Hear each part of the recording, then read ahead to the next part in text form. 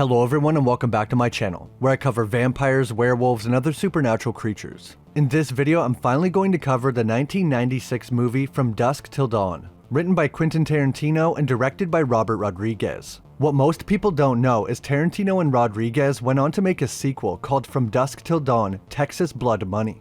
Then a third film called The Hangman's Daughter. This is a prequel based 100 years before the first film. I will be covering the entire From Dusk Till Dawn trilogy in this video. There is now a television series also created by Rodriguez that is kind of a reimagining of the original story. I'm going to be focusing on the films in this video, but I do want to make a video covering the series in the future. Let's take a look at the story of the vampire queen Santanico Pandemonium, how she became a vampire, the Gecko brothers' adventure to the legendary bar in Mexico, and more. If you enjoy videos about vampires and other supernatural creatures, leave a like and subscribe for new videos every week. Also, I've started uploading some videos and clips to my second channel, Cogan Lollins Extra. If you guys want to check that out, I'd really appreciate it. I'll put the link in the description and the pinned comment. Now let's get into From Dusk Till Dawn.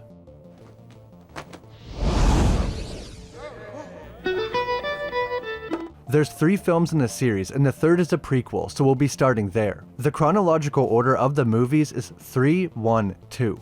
This movie takes place in 1913, roughly 100 years before the original. But the story really starts 20 years before that, when a man named Mauricio first travels to the legendary bar/inn called La Titila del Diablo, which translates to the Devil's Nipple. Charming. This is the same bar we see in the first film named The Titty Twister. They seem to have a theme going on here. Mauricio is played by Temuera Morrison. You might know him better as Boba Fett. Anyway, he travels to the inn to have a drink and meets the head woman known as Quixla. They spend the night together and she becomes pregnant. But at some point he learned what Quixla really is. A vampire. Once his daughter was born, he took her away from the bar and planned to raise her as a human. He named his daughter Esmeralda and never spoke about her mother, or the fact that she was a half vampire. He would regularly beat and whip Esmeralda to keep her very controlled. Mauricio is the town hangman, and while preparing an outlaw, Esmeralda wants to watch, but he tells her to go home. When she doesn't listen, he whips her in front of the crowd. We see from her back this has happened many times before. At first he just seems extremely abusive, but we eventually learn why he's doing this. Before he took Esmeralda away from the bar, her grandmother gave a prediction. She said one day the girl would return to La Titila del Diablo. As long as she is kept away from this place, she will remain a normal girl. But inside that place, she will become something else. So that explains why he was being so controlling. He was trying to keep her from going back to her mother at all costs, afraid of what she might become. This eventually backfires because she runs away. Maurice even admits that he tried to kill Esmeralda several times when she was a child, but she kept coming back. He probably feared what she might turn into if she ever found her way back to the bar. The fact that Maurice couldn't kill her tells us that half vampires also have healing abilities, and are most likely immortal, or at least age much slower. After being whipped by her father, some other outlaws arrive to rescue the guy who's about to be hanged. He is the famous outlaw Johnny Madrid. As he escapes, he decides to take Esmeralda with him because he saw her being whipped as well. While out in the desert, the two begin to fall in love. They continue to travel by horseback and eventually arrive at La Titila del Diablo.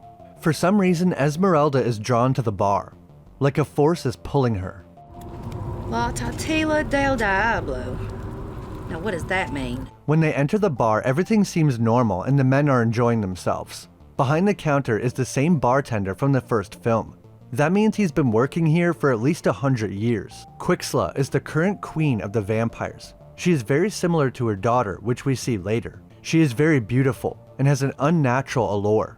When men are in her presence, it's like they're almost hypnotized. During the night, Johnny goes outside for some fresh air and finds one of the vampires feeding on his horse. He kills it and runs inside to quickly get Esmeralda and leave, but finds her talking to Quixla. While talking to Esmeralda, she tasted her blood and knows it's her daughter. Johnny and Esmeralda try to leave, but the queen won't let them. He threatens to shoot her, but she says go ahead. Johnny quickly pulls out his gun and shoots her in the head, causing her to collapse. Oh, she's definitely dead. When she is shot, we see that she has green blood. This is common for all vampires in the series. The two run out of there and Johnny stops to ask the bartender, "What's going on with this place? I found your friend eating my horse and I had to shoot him dead." The bartender only smiles and says, "You mean Nano?" And he's standing right behind them. Literally 1 second later, before Johnny can even do anything, Esmeralda's father, Mauricio, arrives at the bar with some armed men to rescue his daughter. He must have known she would be drawn right to this place. A firefight breaks out between Johnny and Mauricio's men, but they are interrupted by Quixla. She has very good healing abilities, and it seems no amount of bullets can put her down. She says, "Well, Mauricio, it's been a long time. I knew you'd come back." She begins floating toward him, but he pulls out his pistol and shoots her multiple times, again putting her down for a few minutes. This is when the bartender pulls the lever that locks the doors. This means it's feeding time. It's kinda strange that they have this complex locking system, but then in the future, it's just a big piece of wood that goes across the door. All the vampires appear and begin to change into their snake-like form.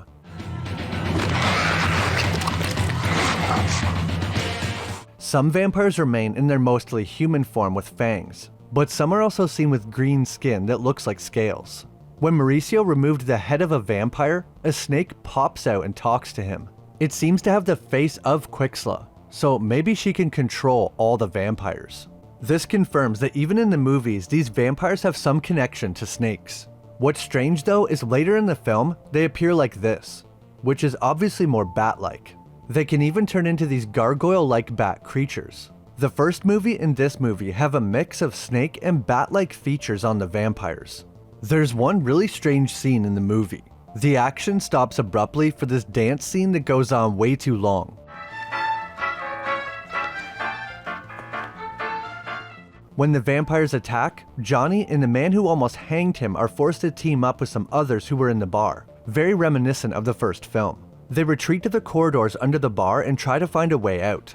They soon realize that the vampires only want Esmeralda, but they don't know why. There's no escape from the bar and they are eventually captured by the vampires and they begin a special ritual. This ritual will turn Esmeralda from a half vampire into a full vampire. Quixla says the old one must be awakened. This is Esmeralda's grandmother. Considering the queen from the first film is around 100 years old and still looks young, then the old one must be several centuries old, possibly older. She resembles an old crone with white hair, and as far as I could tell, she can't speak any words. However, Mauricio said that she predicted Esmeralda coming back to the bar, so she must be able to speak, or used to be able to speak. She is kept in a coffin under the floor in a kind of hibernation. This could be to protect the old one so that no one kills her. The name of the old one is never said in the movie, but in the credits, it's Cihuacuatl. In Aztec mythology, Cihuacuatl is known as the Snake Woman and the goddess of motherhood and fertility. I think it is very possible that she could be the real Cihuacuatl. She is an ancient vampire after all. She even resides in Mexico, which is where the Aztecs were located. This would explain why the vampires have snake-like features as well.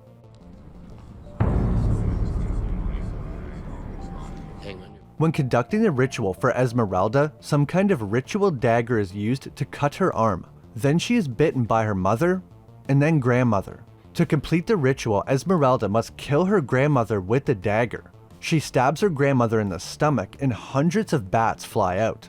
Again, this is a weird departure from the snake stuff that made the series so unique. Also, some of the vampires in this scene look totally different from before. When the ritual is complete, Esmeralda is given her new name, Santanico Pandemonium. This is actually a reference to a 1975 Mexican horror film. Welcome to the darkness, Santanico Pandemonium! Johnny manages to escape from the ropes and free the others, but Mauricio is bitten by his own daughter, after she makes out with him. Gross. Johnny tries to run for the door, but it won't open. Santanico begs him to stay, but he says, "Are you crazy, Esmeralda?" Just then, Quixla appears and says, her name is Santanico. She is about to attack when it's revealed that Mauricio is still alive, and he opens the door. Mauricio is one of the only vampires shown to retain any amount of humanity after being turned. When most people are turned, they become a completely different person. When the door opens, Johnny and the other survivor run outside and Quixla is caught in the sunlight. She begins to burn and screech in pain, barely able to move. She eventually manages to stand up and tries to get back into the bar. But just as she steps in the doorway, Mauricio pulls the lever, impaling her multiple times and trapping her in the sunlight to burn. This was actually a pretty cool death. We don't see Mauricio in any of the other films, so he must have been killed by the vampires after doing this. Santanico is now trapped inside because of the sunlight. She begs Johnny to come back, to stay with her. They can be safe here, but obviously he wants to get the hell out of there. When Santanico says this, she's not trying to trick Johnny. She's not evil like her mother yet. Well, she killed her dad, but he whipped her for 19 years and tried to kill her multiple times, so that's kinda understandable. Johnny being her first love and then leaving her behind is partially the reason that Santanico becomes so cold and calculated. She was beaten by her father and then abandoned by Johnny in a bar full of vampires. Over the next 100 years, she would become the vampire queen we are familiar with, ruling over the bar and performing for patrons. Now that we know how Santanico was turned, we can take a look at how she was defeated. Why don't I just go back there, shoot him in the back of the head, and we can get the hell out of here? Don't do that. Look. The story continues nearly 100 years later when two men known as the Gecko brothers travel to the bar. Seth, played by George Clooney, and Richie, played by Quentin Tarantino himself. This film is a certified cult classic. It is renowned for its abrupt shift from crime thriller to supernatural horror, its dark humor, and over-the-top gore. It also has some interesting connections to other Tarantino films. We briefly meet a character named Earl McGraw. He has appeared in 3 other Tarantino films: Planet Terror, Death Proof, and Kill Bill. The Gecko brothers also indulge into Big Kahuna Burger. This is a fictional franchise that appears in multiple Tarantino films. I love when writers and directors put little Easter eggs in their movies. I would really like to do an entire video about the Tarantino shared universe, so let me know if you guys would like to see that. Alright, back to the movie. After a series of violent crimes, including a bank robbery, the Geckos kidnap a family, the Fullers, in order to use their RV to cross into Mexico. They figured an RV on a family vacation would be pretty good cover to get across the border. Their plan is to meet their contact, Carlos, at a roadside bar named the Titty Twister, which serves as a rendezvous point. The family reluctantly goes along with the Geckos' plan so they won't be harmed. Along the way, we see that Richie is a psychopath and his brother Seth tries to keep a watch over him. They take one of the bank tellers hostage. Later, Richie winds up taking advantage of her and killing her in one of his paranoid states. This makes Seth very angry. Richie seems to suffer from some kind of mental condition like paranoid schizophrenia. Multiple times through the movie, he thinks people are talking to him or conspiring against him, but he's imagining the whole thing. He even has full-on hallucinations at times. You can tell Seth wants to help his brother because he feels somewhat responsible, but deep down, he knows he can't. When they finally arrive, the bar is rowdy, filled with bikers and truckers, and features a mesmerizing dance from the one and only Santanico Pandemonium.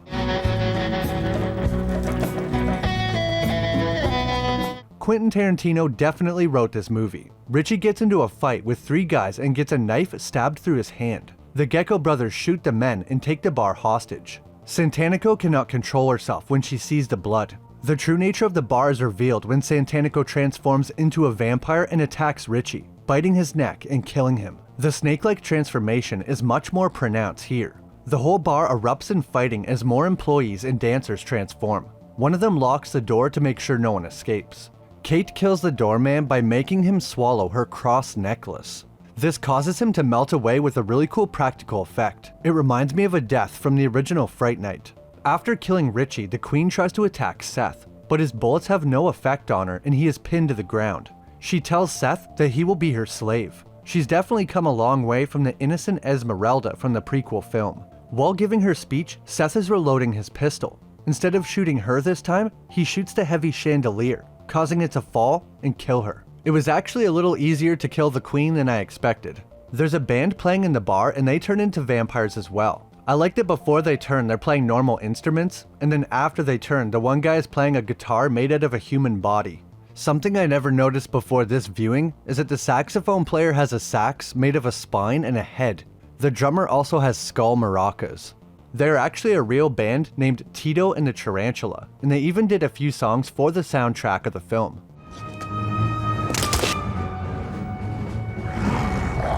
Seth, The Fuller family and a few survivors including Vietnam War veteran Frost and a biker named Sex Machine prepare to defend themselves against a horde. The crotch gun used by Machine is from another Rodriguez film called Desperado from 1995. It's not the exact same gun, but a replica. You can also see Chongo Beer, which is a fictional beer brand also featured in Desperado and Sin City. It's funny that both people that made this film have their own Easter eggs. One other Quentin Tarantino Easter egg in this movie is the inclusion of Red Apple cigarettes, which appear in many of his films, from Pulp Fiction to Once Upon a Time in Hollywood. Hunter Jake Cahill, speaking on behalf of Red Apple Cigarettes. The group manages to kill all the vampires in the bar by using whatever is available as stakes. I like when Frost picks up 4 vampires one by one and stakes them on an upside down table. Unlike the prequel, in this movie, when vampires are killed, they turn into a goo. Once all the vampires are dead, Seth checks on his brother. Because Richie was bitten, he comes back to life as a vampire. At first, Seth tries to defend his brother, but realizes he has to kill him. Everyone thinks they're safe for the moment, but Kate is attacked by a man with no legs. He's like a crawler from Nazi zombies. This is one of the bar patrons who was bitten. They realize they need to stake all the humans that were in the bar to prevent them from coming back. But if we're gonna get out of this, we need you clean and sober and thinking, not drunk. The survivors finally get a moment to breathe and talk about their situation. They can hear something outside and it sounds like wings flapping. Frost says birds, but Seth corrects him. Bats. What they don't know is that Machine has been bitten and is beginning to turn. He tries to hide it, but eventually attacks Frost and bites him. Machine is extremely strong as a vampire, able to throw people over a dozen feet pretty easily. Frost grabs a hold of Machine and throws him through the window. Seth instantly starts running because the bats outside begin flooding in through the window. When Frost turns around, he is already a vampire. And for some reason he looks like Baraka from Mortal Kombat. Some people turn within minutes, while others like Machine, it can take quite a bit longer. It might depend on how long you were bitten.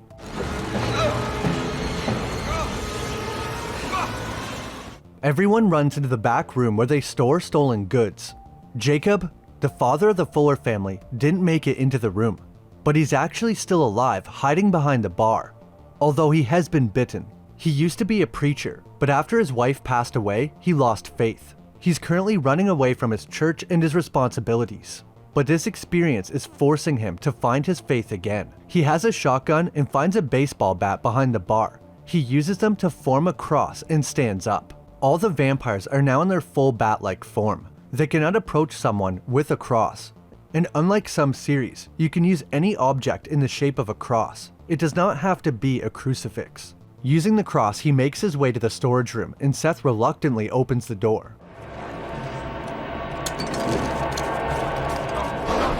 Jacob reveals he has been bitten, but still has time before he turns. The 4 of them should attack while they have the chance. Everyone agrees and they start making makeshift weapons with whatever they have available, including a jackhammer with a stake on the end, a crossbow, condoms filled with holy water, and a super soaker filled with holy water. Jacob is a priest, so he was able to bless the water. That's how they got the holy water.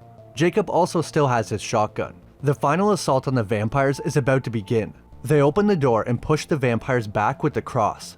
Then the fight starts. Holy water melts the vampires like acid. It can also set them on fire. Normal gunshots don't seem to kill vampires, but Jacob's shotgun must do enough damage that they can't heal. The best way to kill these vampires is a stake to the heart, holy water, decapitation, fire, or just a lot of damage.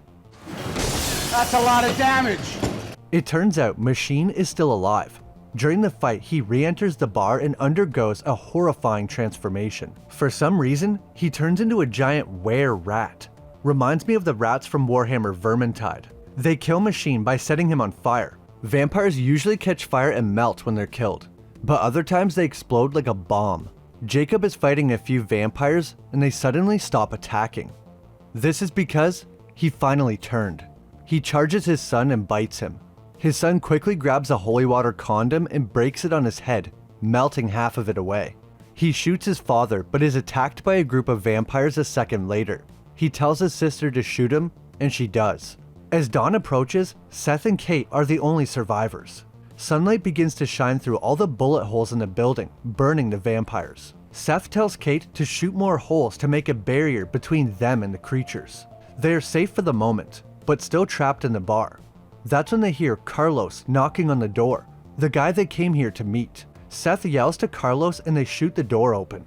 As soon as the doors are open, Seth and Kate run outside. The sunlight coming through the front door starts reflecting off the disco ball, making the ultimate vampire weapon.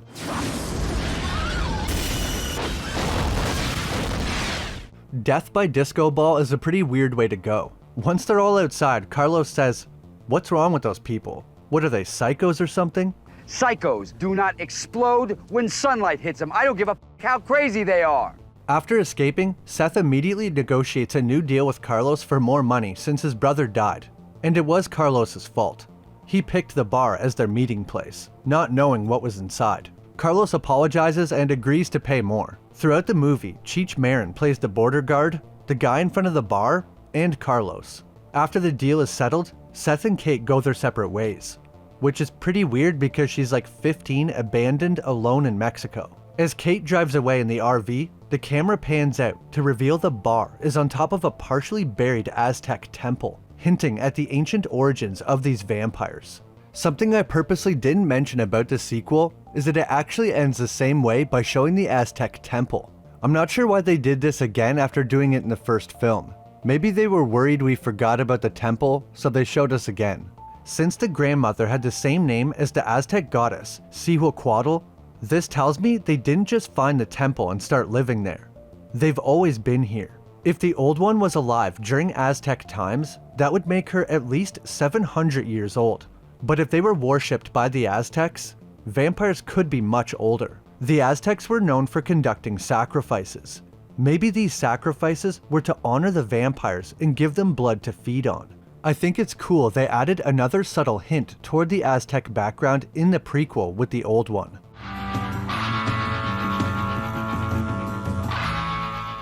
Now we can look at the final movie in the timeline. From Dusk Till Dawn 2, Texas Blood Money. The intro to Texas Blood Money is two people being attacked by bats in an elevator. This is actually a movie being watched by the character Buck. This in-universe movie features Bruce Campbell, aka Ash from the Evil Dead. This movie is kind of the odd one out in the series because it's not directly connected to the other two. The bar is still featured momentarily, but there's no Santanico or any other returning characters. Danny Trejo is still in the movie, but he's playing a different person. In the other movies, he plays a character named Razor Eddie, but in the second movie, his name is Razor Charlie. Maybe they're brothers. Like I said, the bar does make a brief appearance, so the vampires must have fixed up the bar after the end of the previous film. Since the death of Santanico, I wonder if they've appointed a new queen. I doubt it. In this movie, the plot revolves around a group of criminals who are planning a bank robbery. However, things don't go according to plan because one of them is bitten. The leader of the group is named Luther. He escapes from prison and gets his friend Buck to round up his old crew for another bank job. The members of the crew are Luther, Buck, Jesus, CW, and Ray Bob. Buck has gone straight, but is roped in by Luther to do one more job. The whole time they're being hunted by a Texas Ranger named Otis Lawson, who knows them all too well. He's even locked a few of them up before. Everyone gathers at a motel in Mexico called the Coyote to wait for Luther.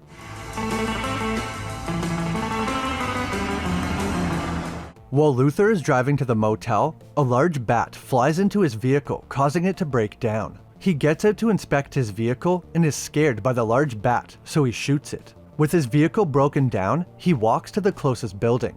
And look what it is. Obviously the story of what happened in the first movie never got out, or nobody would dare come back. Luther enters the bar and we see another Chongo beer sign on the wall. He orders a drink and asks about getting a cab, but the bartender says, "No cabs come out here." Luther mentions his car trouble and that he hit a bat. That's when the bartender says, "I get off in a half an hour. I'll give you a lift." Luther gets in the truck with Razor Charlie, but he starts driving the wrong direction. Instead of the Coyote Motel, they arrive back at Luther's Jeep. Luther says he's kind of in a hurry, but Charlie says this will only take a moment. When they exit the vehicle, the vampire he hit emerges. He's turned back into a human and he's covered in blood. He says Luther attacked him, but Luther says, "I've never seen this guy before in my life." Victor!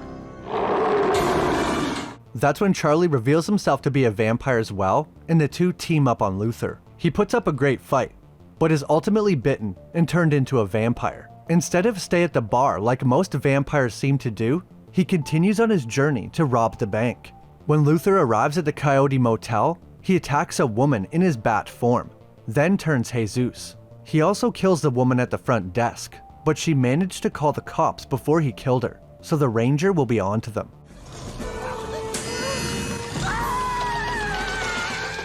Shortly after, Luther and Jesus arrive at the room with everyone else, but they're acting completely normal. Well, other than the fact that Luther now wants to rob the bank tonight. The group is kinda shocked because he usually likes to plan his heists far in advance, but they agree. They head toward the bank and cover all the windows with a dark foil. I'm not sure if this was a vampire thing or they always do this during robberies. Just a precaution. Once they arrive at the bank, Luther quickly gains access by turning into his bat form and flying through the air ducts. Once inside, he kills the guard and opens the door. Buck is quite upset that he killed the guard, because now if they get caught, they're in much bigger trouble. This is the first time Buck starts to realize that something is wrong with Luther. As the heist continues, Luther begins to turn them one by one. First he gets CW alone and turns him, then Ray Bob. Eventually, Buck is the only human left. The police finally arrive due to the tip-off from the girl at the motel. The SWAT team gets onto the roof and tries to enter the building, but Luther turns into his bat form and flies up the vent again. Once up there, he kills all the men on the roof and the sniper across the road. For being a new vampire, Luther is a natural. No one has to teach these vampires how to use their abilities. In all the movies, when a vampire is turned, they automatically know what to do. In the prequel, a newly turned vampire even knows how to participate in the ritual. During the heist, Buck finally notices the bite marks on CW and Jesus' neck. But what really cements it for him is when he sees that Jesus has no reflection. He tries to save Ray Bob from the others, not knowing he's already been turned, and gets attacked. I wanted to go out there. I didn't know what was in here. The police have now completely surrounded the building and started shooting tear gas inside, making it extremely hard to see and breathe. Buck locks himself in the bathroom, but there's no way to get out. He finds a mop, breaks it in half, and uses it to make a cross. He begins walking through the station filled with tear gas, fighting off the vampires. This scene is actually pretty creative, but it goes on way too long. The vampires just do this same thing where they run at him and get scared like 27 times. There's another scene of when the girl is being attacked by the bat in the shower, and it also goes on forever. The police have totally surrounded the building, but with no options, Buck runs and jumps through the window, risking being shot. Lucky for him, they don't shoot, but they do cuff him and throw him in the back of a car. The whole time, Buck is yelling to take the cuffs off, and they don't know what's going on here. They send more men into the building, but they are slaughtered.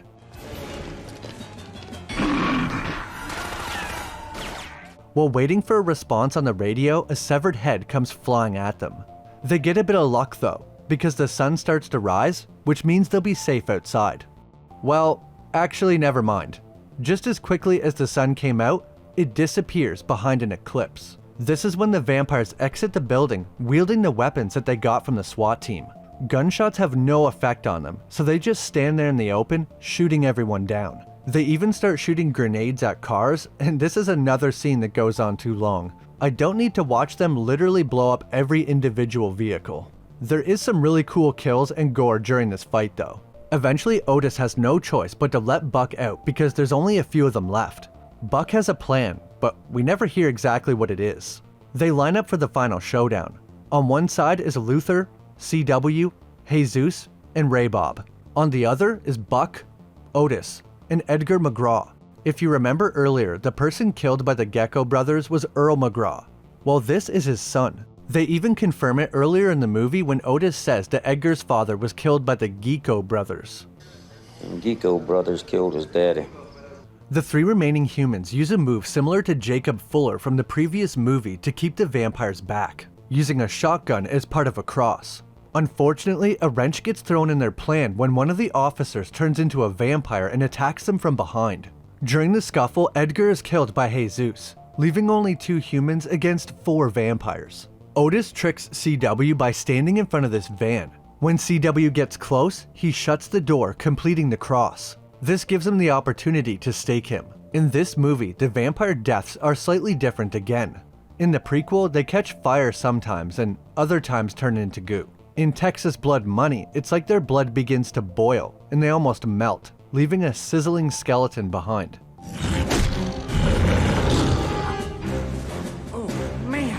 I noticed in this movie, the vampires remain more humanoid, never taking the snake-like form or the bat-like form. Otis and Buck manage to kill Jesus and Luther. Ray Bob tries to run away, but burns up when the sun comes back out. We're the goddamn fearless vampire killers, ain't we, Otis? In the end, Otis thanks Buck by giving him a head start on the law and lets him drive away.